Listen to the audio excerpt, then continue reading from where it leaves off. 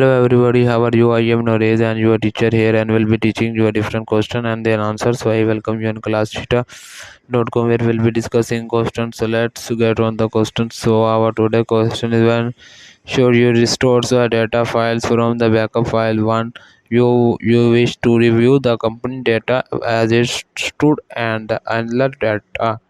2. The company data files on your hard drives is damaged and cannot be used. 3. Your computer crash, you reloaded QuickBooks and now you are ready to open the company file. The 4 of all of the above. The correct answer of the question is all of the above. So that the answer of the question. If you are searching any other question, please visit www.classtheta.com and find on the search section. If you have any question to ask, there are now sessions on the right side of the website. Fill the form and will be answering you as soon as I can. Thank you for watching this video. Please do not forget to like, share, subscribe our channel. Until next question. Bye bye.